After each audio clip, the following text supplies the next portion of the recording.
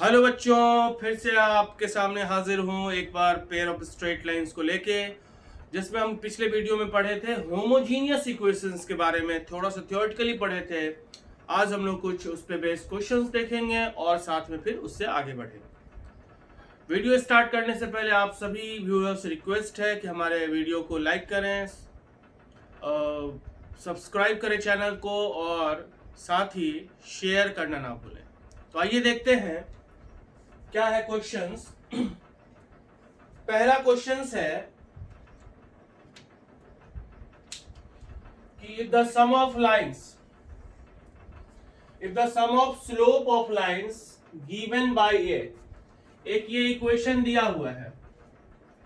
If the sum of slope of lines given by this equation is 4 times their product. एक equation दिया हुआ है, पहला का सॉल्यूशन।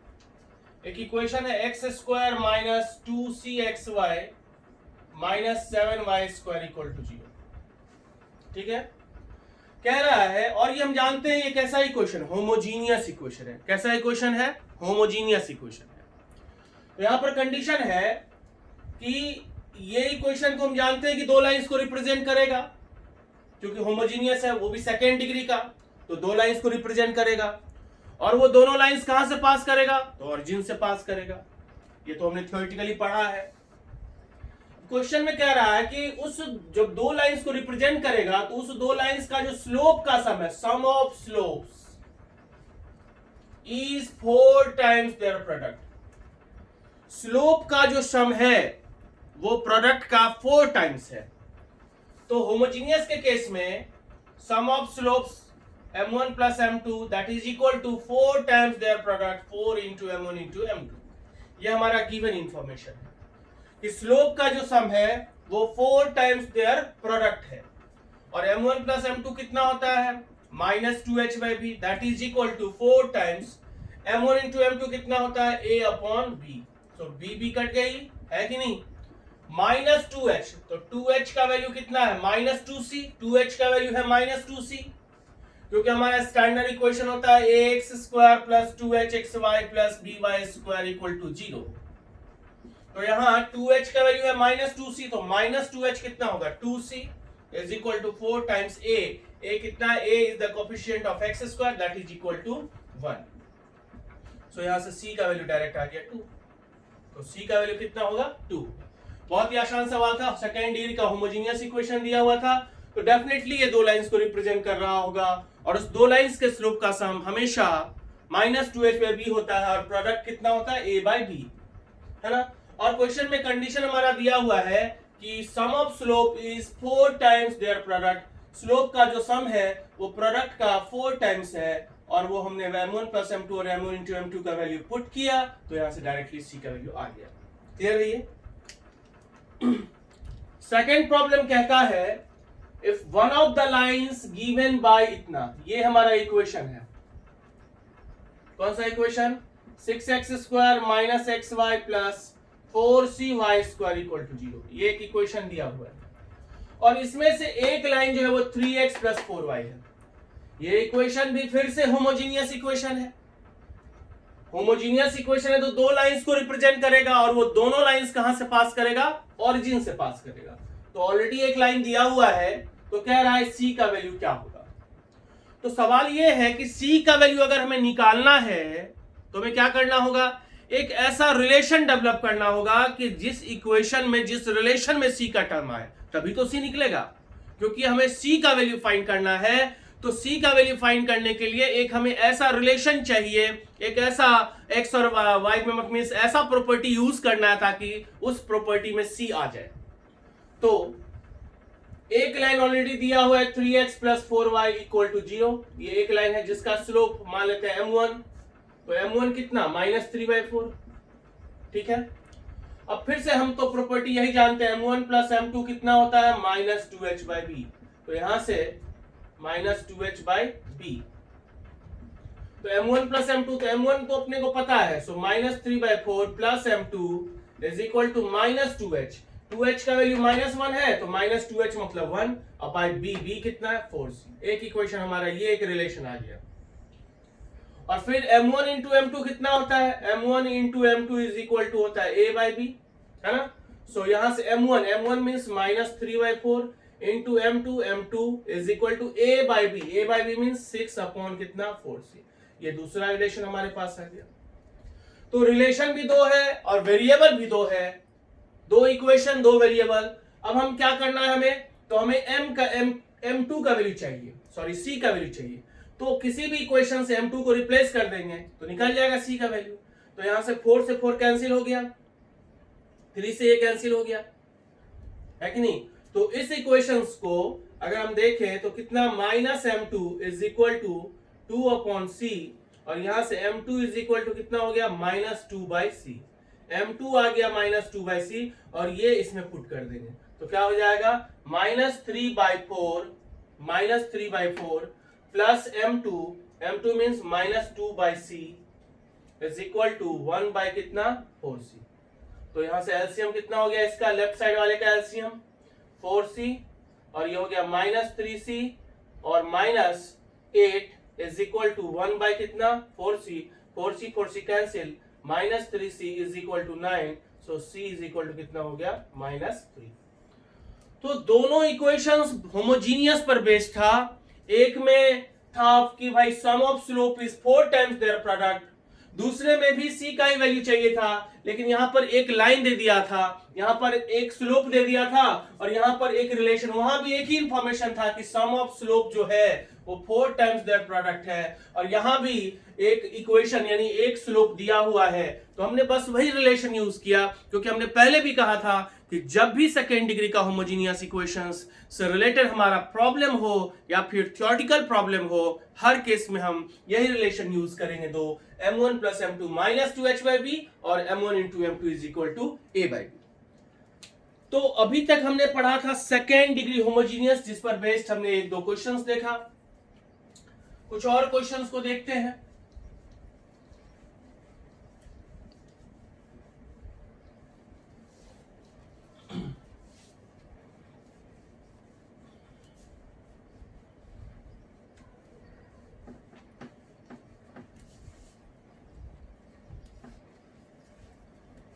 आइए देखते हैं, बहुत ही इंपॉर्टेंट हमारे पास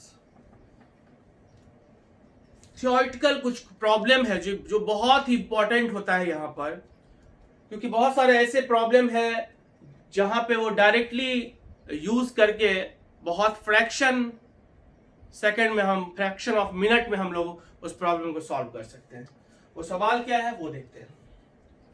तो पहला प्रॉब्लम है, find the equation of line passing through origin and perpendicular to ax square plus 2hxy plus by square equal to 0, और इसके परपेंडिकुलर है। क्वेश्चन कह रहा है कि वैसे लाइंस का इक्वेशन निकालो जो ऑरिजिन से ही पास कर रहा है और इसके क्या है, परपेंडिकुलर है।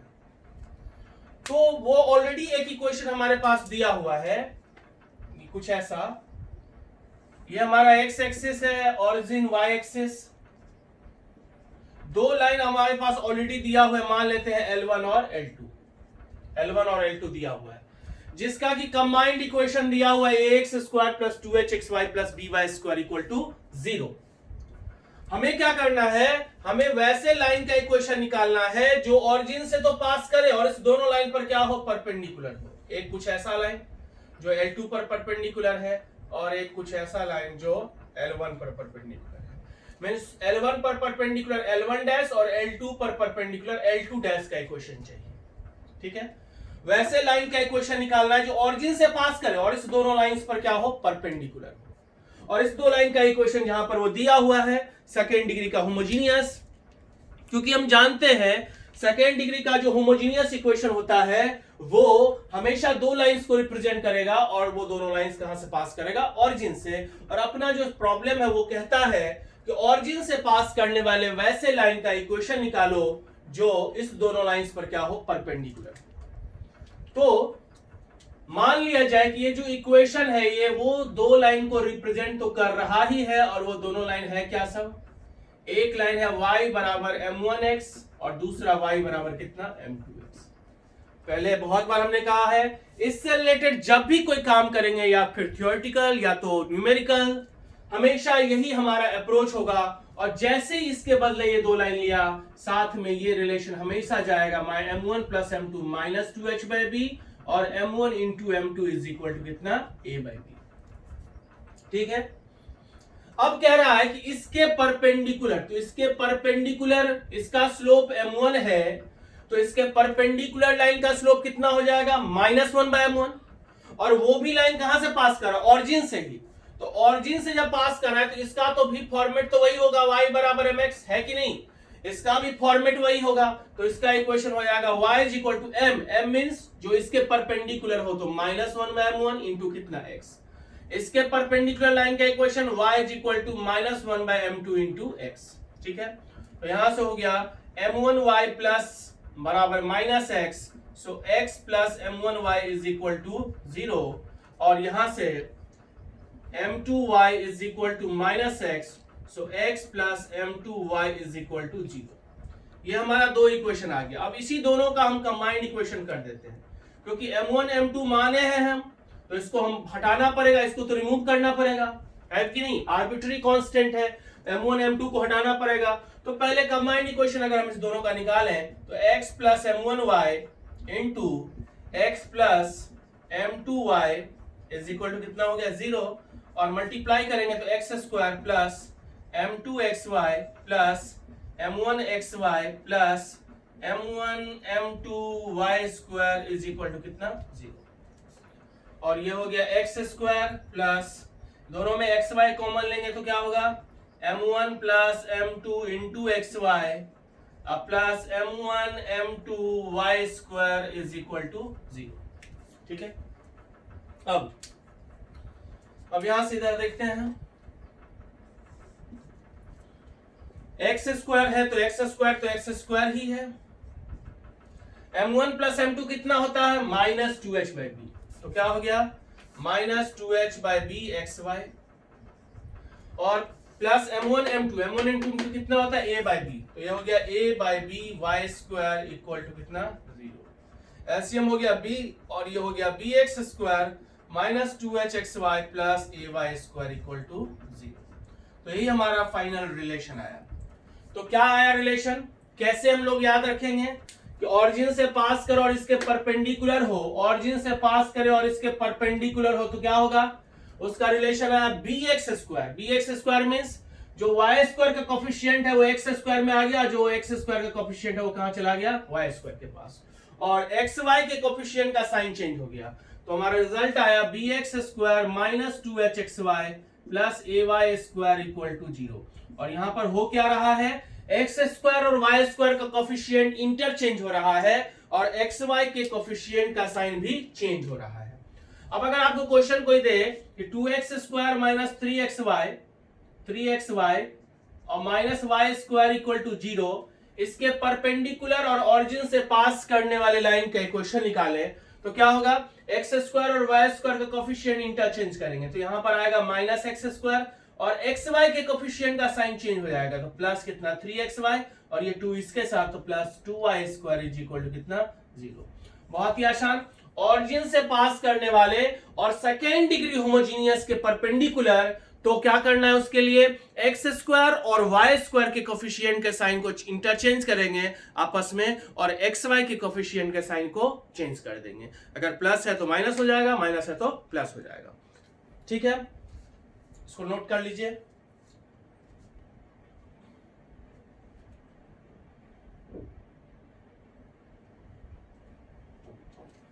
Next problem,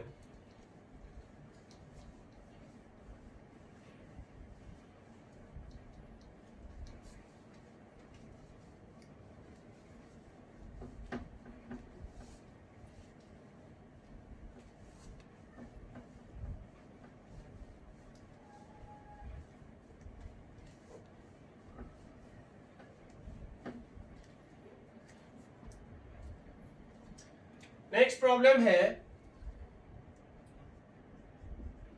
find the equation of line passing through 1 2 and parallel to pair of lines 2x square minus 3xy minus y square equal to, ठीक है। क्वेश्चन हमारा कि वैसे लाइन का इक्वेशन निकालो जो 1 2 से पास करो और इसके पैरेलल हो। तो इसके पैरेलल हो तो ये तो ऑलरेडी दो लाइंस को रिप्रेजेंट कर ही रहा है। सेकेंड डिग्री का होमोजीनियस है तो ये कितने लाइंस को रिप्रेजेंट कर रहा है? दो लाइंस को, एक L1 और दूसरा L2। ये इक्वेशन दो लाइंस को तो रिप्रेजेंट कर ही रहा है। अपने को क्या चाहिए? अपने को चाहिए वैसे लाइन का इक्वेशन जो 1 2 से पास करे।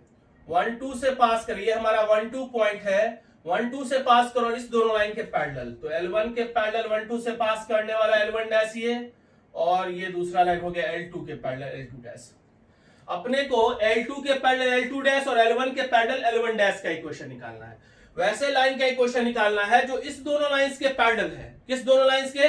जिसका कंबाइंड इक्वेशन अपने को दिया हुआ है, इस दोनों लाइंस के पैरेलल है, ठीक है। और जो 1 2 से पास कर रहा है। तो इसका दो मेथड है। एक तो है कि भाई यहां से हम दोनों लाइन का स्लोप निकालेंगे और स्लोप निकालने के बाद वही दोनों जो L1 L2 का स्लोप होगा वही L1 डैश L2 डैश का भी स्लोप हो जाएगा। पॉइंट पता है, पॉइंट स्लोप फॉर्म लगाएंगे, दोनों का इक्वेशन आएगा, फिर मल्टीप्लाई कर देंगे तो कंबाइंड इक्वेशन आ जाएगा। लेकिन वो लंबा प्रोसेस है। अगर यहां पर थोड़ा सा हम ट्रांसफॉर्मेशन अगर हम शिफ्ट कर चेंज कर लें, यहां पर है ऐसे, अगर हम ऑरिजिन को शिफ्ट करके यहां पर ले आए, ऑरिजिन को अगर हम शिफ्ट करके यहां पर ले आए तो डायरेक्टली बन जाएगा। ऑरिजिन को शिफ्ट करके अगर हम यहां पर ले आते हैं तो यही दोनों लाइन, अगर हम ऑरिजिन को शिफ्ट कर दें यहां पर, ऑरिजिन को अगर हम यहीं पर शिफ्ट कर दें तो वही दोनों लाइन हो जाएगा, है कि नहीं। ऑरिजिन को जस्ट शिफ्ट कर देना है। तो करना क्या है? तो जस्ट जब ऑरिजिन अल्फा बीटा पर रिप्लेस हो रहा है तो x को रिप्लेस करना है किससे? x माइनस अल्फा से, एंड y को रिप्लेस करना है किससे? y माइनस बीटा से। x के जगह पर x माइनस अल्फा और y की जगह पर क्या होगा? y माइनस बीटा हो जाएगा। तो फिर क्या हो जाएगा? सो x को रिप्लेस कर देंगे x माइनस 1 से, एंड y को रिप्लेस कर देंगे y माइनस 2 से। तो इक्वेशन क्या हो जाएगा हमारा? 2 इंटू एक्स माइनस 1 का whole square minus 3 into X minus 1 into Y minus 2 minus Y square, so Y minus 2 का whole square is equal to 0। बहुत ही आसान सवाल, ठीक है। जो पास कर रहा है कहां से? 1 2 से पास कर रहा है और इस दोनों लाइंस के क्या है? पैरेलल है। जो 1 2 से पास कर रहा है और इस दोनों लाइंस के पैरेलल है, तो बिना हम इसका स्लोप और इक्वेशन निकाले डायरेक्टली हमने ऑरिजिन को शिफ्ट कर दिया तो हमारा इक्वेशन निकल गया।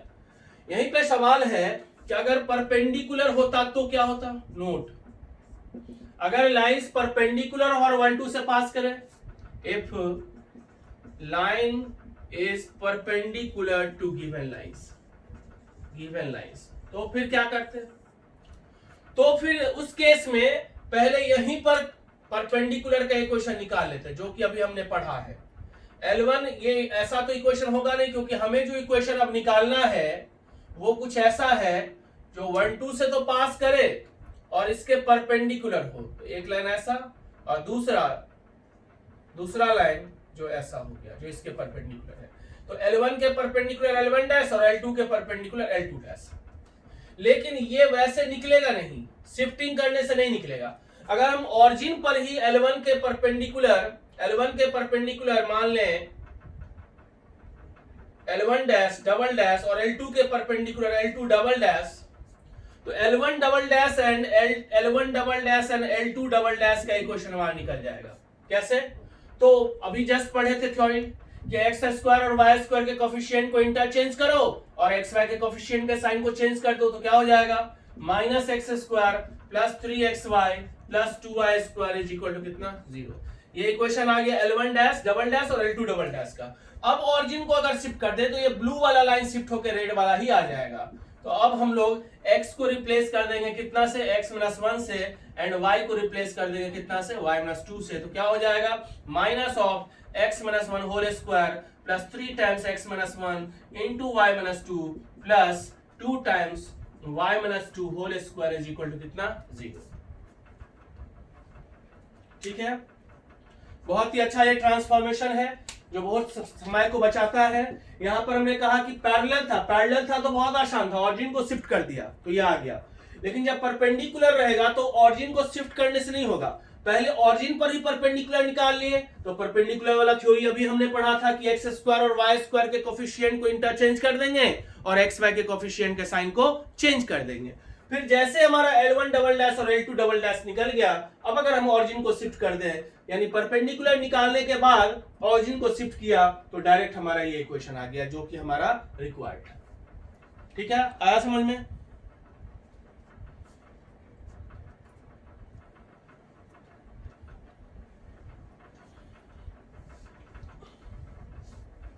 चलिए आगे बढ़ते हैं। अगला है होमोजीनियस का, ये हमारा दूसरा वीडियो चल रहा है जिसमें हम लोग का होमोजीनियस से रिलेटेड अगर देखा जाए थ्योरी तो एक टॉपिक छुटा हुआ है, उसको आज हम लोग कवर करेंगे। और वो टॉपिक है equation of bisector of angle between lines ax square plus 2hxy plus by square equal to 0। इसका इक्वेशन अपने को चाहिए। क्या कह रहा है कॉन्सेप्ट, कि ये जो लाइन है वो दो लाइन को रिप्रेजेंट करेगा, दो लाइन को रिप्रेजेंट कर रहा है, एक L1 और दूसरा L2 को, L1 और L2 को रिप्रेजेंट कर रहा है। अपने को क्या चाहिए, इस दोनों लाइन का जो एंगल बाइसेक्टर होगा, तो इसका बाइसेक्टर एक हो गया ये B1 बाइसेक्टर, और इसका दूसरा बाइसेक्टर ये हो गया B2 बाइसेक्टर। B1 और B2 का इक्वेशन चाहिए। ठीक है, सो हमने पढ़ा है बाइसेक्टर में, या आप लोग जानते होंगे कि अगर दो लाइन का इक्वेशन ऐसा है तो इसके एंगल बाइसेक्टर का इक्वेशन क्या होता है, a1x plus b1y plus c1 by root under a1 square plus b1 square is equal to plus minus a2x plus b2y plus c2 by root under a2 square plus b2 square. ये अपने straight line में पढ़ा होगा। ठीक है, तो यहां वही इक्वेशन है, ax square plus 2hxy plus by square equal to 0।